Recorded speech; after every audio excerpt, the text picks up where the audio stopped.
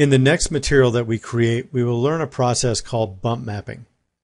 This is a rendering trick that creates the illusion of additional geometry on the surface of an object. If you're continuing from the previous section, then you don't need to do anything special. However, if you're starting from a new scene, go ahead and open the file Chapter 4 Interior Material 04.max. Then open the Slate Material Editor to continue with the lesson. Here we are going to create a material that will simulate wood for the beams that are in the ceiling of our room.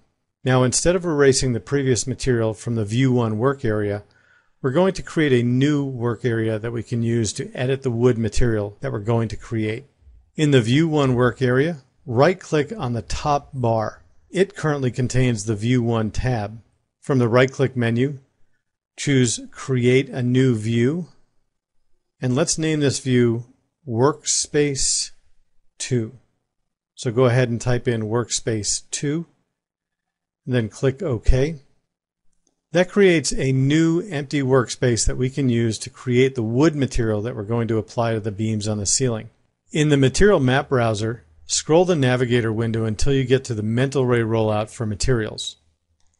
We'll select from the Mental Ray Materials rollout the Autodesk Hardwood material and drag it into our workspace. You'll notice that it comes with two maps connected to the map slots in the Autodesk Hardwood material node. We want to remove these two maps because we're going to replace them with a different map. To do this, click and drag around the two map nodes that we want to delete. Then press the Delete key on the keyboard to remove them from the work area. Let's double-click on the title bar for the Autodesk Hardwood material node.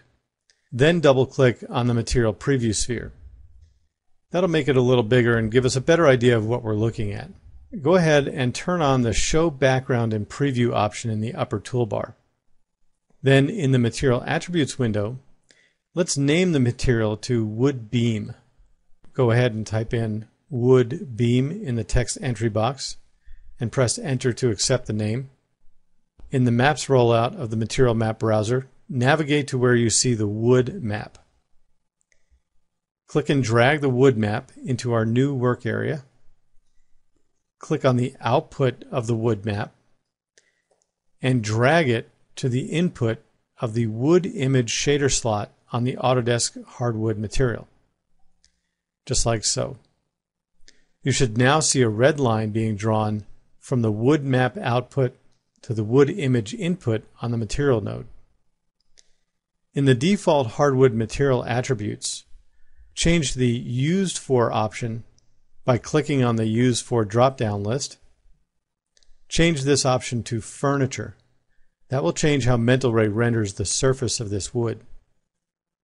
Now go ahead and assign this material to the wood beams. We have a named selection set for them.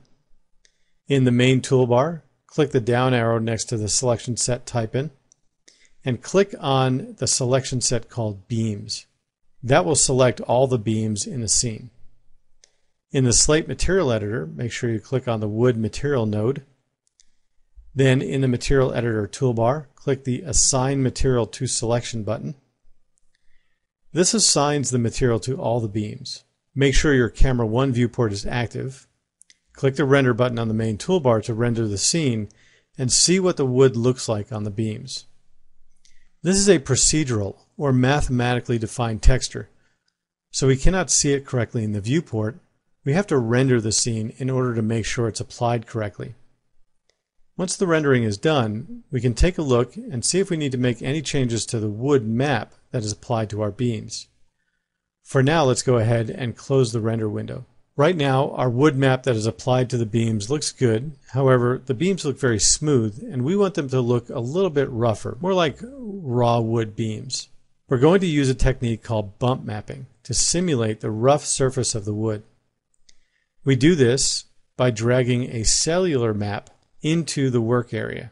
So go ahead and grab the cellular map, drag that into the work area, click on the output of the cellular map, and drag it over the input of the relief pattern. Release the mouse button. You'll see the line now connecting the cellular map output to the relief pattern image input. The relief pattern is the bump channel for the Autodesk Hardwood material.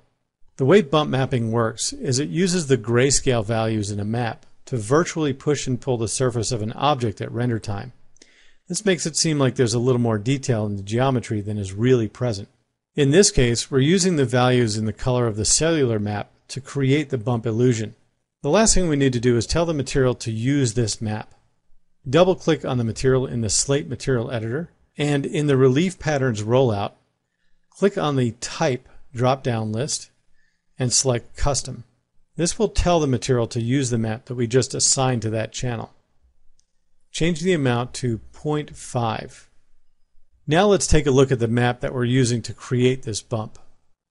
Double-click on the cellular map to get the map attributes. If we double-click on the preview window, it will expand it and make it a little larger for us to view it better.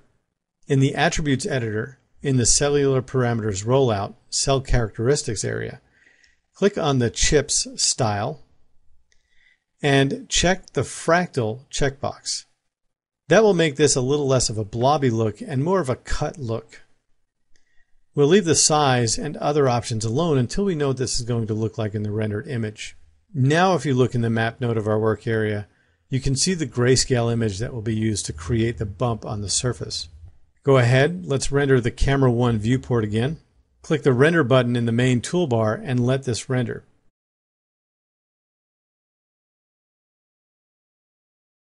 Now you'll notice that our beams have a little bit more of a visual texture.